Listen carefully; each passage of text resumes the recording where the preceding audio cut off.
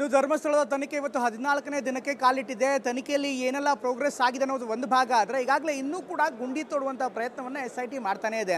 12 ಆಯಿತು, 13 ಆಯಿತು, 14 ಆಯಿತು, 15 ಆಯಿತು, 16 ಆಯಿತು. ಆದರೆ ಯಾವುದೇ ಗುಂಡಿಲ್ಲೂ ಕೂಡ ಯಾವುದೇ ಅಸ್ಥಿಪಂಜರವಾಗಲಿ ಮೂಳೆ ಆಗಲಿ ಇದುವರೆಗೂ ಕೂಡ ಸಿಕ್ಕಿಲ್ಲ. ಹೀಗಾಗಿ ಇನ್ನಷ್ಟು SIT ತನಿಖೆ ಮುಂದುವರಿಸಬೇಕಾಗುವಂಥ ಪ್ರಶ್ನೆ ಸಹಜವಾಗಿ ಎದ್ದಿದೆ.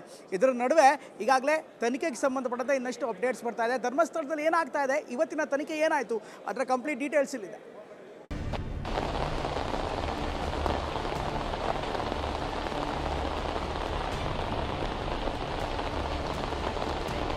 13ನೇ ಪಾಯಿಂಟ್ನಲ್ಲಿ ಕಾರ್ಯಾಚರಣೆ ನಡೀತಾ ಇರುವಂಥದ್ದು. ಭಾರಿ ಮಳೆ ಬರ್ತಾ ಇದೆ, ರಸ್ತೆಗಳಲ್ಲೆಲ್ಲ ನೀರು ಹೋಗುವಷ್ಟು ಮಳೆ ಬರ್ತಾ ಇದೆ. ಆದರೂ ಕೂಡ ಕಾರ್ಯಾಚರಣೆಯನ್ನು ಈಗ ಮುಂದುವರಿಸಿದ್ದಾರೆ. 30 ಜಾಗಗಳಲ್ಲಿ 300 ಶವಗಳನ್ನು ಹೂತಿದ್ದೀನಿ ಅಂತ ಅಂದ್ರೆ ಅವನ ಪ್ರಕಾರ ಇನ್ನೂ 15 ಪಾಯಿಂಟ್ ತೋರಿಸ್ಲಿಕ್ಕೆ ರೆಡಿ ಅನ್ನೋದನ್ನ ಅವ್ನು ಇಂಡೈರೆಕ್ಟ್ ಆಗಿ ಹೇಳಿರುವಂಥದ್ದು.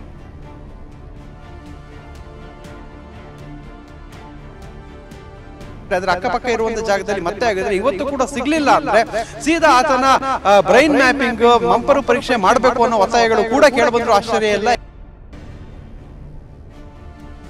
Point number 13.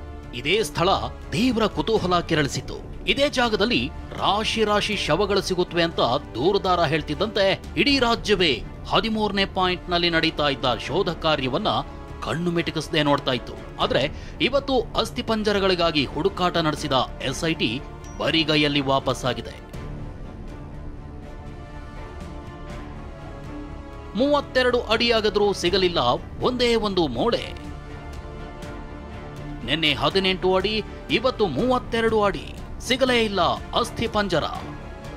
ಧರ್ಮಸ್ಥಳದ ನೇತ್ರಾವತಿ ನದಿ ತಟದಲ್ಲೇ ಇರುವ ಇದೇ ಜಾಗದಲ್ಲಿ SIT ಅಧಿಕಾರಿಗಳು 2 ದಿನಗಳಿಂದ ಅತಿ ದೊಡ್ಡ ಆಪರೇಷನ್ ಮಾಡಿದ್ರು. ನಿನ್ನೆ 18 ಅಡಿ ಆಳ ತೋಡಿ ಅಸ್ಥಿಪಂಜರಕ್ಕಾಗಿ ಹುಡುಕಾಟ ನಡೆಸಿದ್ರು. ಸಣ್ಣದೊಂದು ಮೂಳೆನೂ ಸಿಕ್ಕಿರ್ಲಿಲ್ಲ.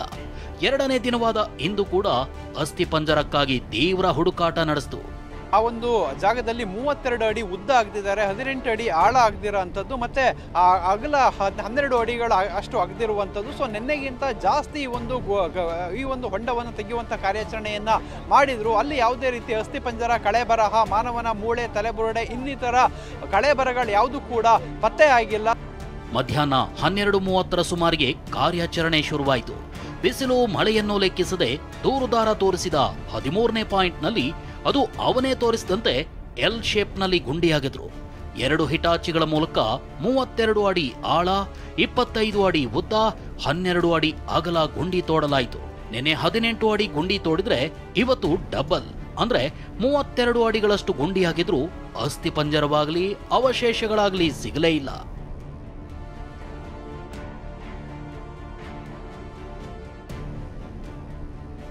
ಮೂವತ್ತು ಕಡೆ 300ಕ್ಕೂ ಹೆಚ್ಚು ಶವಗಳಿವೆ ಎಂದ ಮಾಸ್ಕ್ ಮ್ಯಾನ್.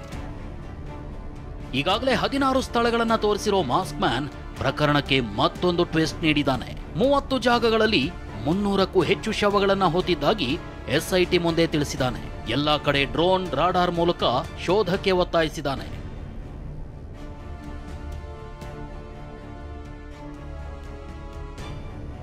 ಹದಿಮೂರನೇ ಸ್ಥಳದಲ್ಲಿ ಸಿಗದ ಅಸ್ಥಿ. SIT ಮುಂದಿನ ನಡೆ ಏನು? ಕಳೆದ 14 ದಿನಗಳಿಂದ ಧರ್ಮಸ್ಥಳದಲ್ಲಿ SIT ಅಧಿಕಾರಿಗಳ ತಂಡ ತನಿಖೆ ಮಾಡ್ತಿದೆ. ಮಾಸ್ಕ್ ಮ್ಯಾನ್ ಎಲ್ಲೆಲ್ಲಿ ತೋರಿಸ್ತಿದ್ದಾನೋ ಅಲ್ಲೆಲ್ಲಾ ಶೋಧ ಕಾರ್ಯ ನಡೆಸಿದೆ. ಆದ್ರೆ 2 ಜಾಗದಲ್ಲಿ ಬಿಟ್ರೆ ಬೇರೆಲ್ಲೂ ಕಳೆಬರ ಸಿಗದೆ ಮಾಸ್ಕ್ ಮ್ಯಾನ್ ಮೇಲಿನ ನಂಬಿಕೆ ಕೂಡ ಕೊಂಚ ತಗ್ಗಿದೆ. ಹೀಗಾಗಿ ಉತ್ಖನನ ಕಾರ್ಯ ಕೈಬಿಟ್ಟು ದೂರುದಾರನ ಮಂಪರು ಪರೀಕ್ಷೆ ಅಥವಾ ಬ್ರೈನ್ ಮ್ಯಾಪಿಂಗ್ ಮಾಡೋ ಸಾಧ್ಯತೆ ಇದೆ ಎನ್ನಲಾಗ್ತಿದೆ. ಅನಾಮಿಕನ ಹೇಳಿಕೆಯಂತೆ ಅವಶೇಷಗಳು ಪತ್ತೆಯಾಗಿಲ್ಲ. ಹೀಗಾಗಿ ದೂರುದಾರನ ಪ್ರಾರಂಭಿಕ ಹೇಳಿಕೆಯಲ್ಲಿ ಗೊಂದಲವಿದೆಯಾ, ನಂತರದ ಹೇಳಿಕೆಯಲ್ಲಿ ಗೊಂದಲವಿದೆಯಾ ಅಂತ ಪರಿಶೀಲನೆ ಮಾಡಲಾಗುತ್ತೆ. ತೋರಿಸಿದ ಜಾಗಗಳ ಸ್ಥಳ ವಿವರಣೆಗಳಲ್ಲಿ ಸಮಯ, ದಿನಾಂಕ, ಭಾಗವಹಿಸಿದವರ ಹೆಸರಲ್ಲಿ ಗೊಂದಲ ಇದೆಯಾ ಅಂತ ಚೆಕ್ ಮಾಡಲು SIT ಶೋಧ ನಡೆಸಿದೆ.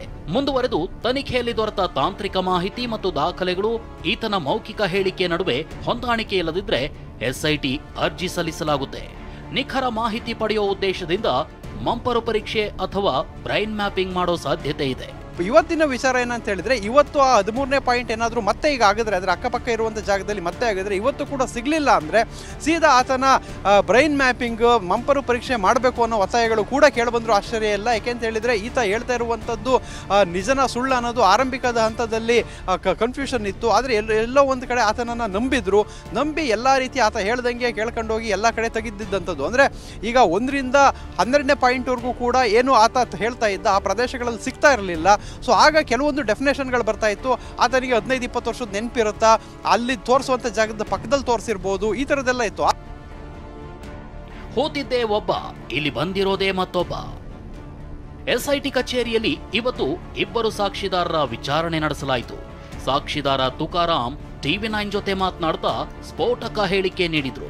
2009ರಲ್ಲಿ ಹೆಣ ಹೋತಿದ್ದು ನಾನು ನೋಡಿದ್ದೀನಿ, ಹೆಣಗಳನ್ನ ಹೋತಿದ್ದು ಬೇರೊಬ್ಬ, ಇಲ್ಲಿ ಬಂದಿರೋದೇ ಬೇರೊಬ್ಬ ಅಂದ್ರು.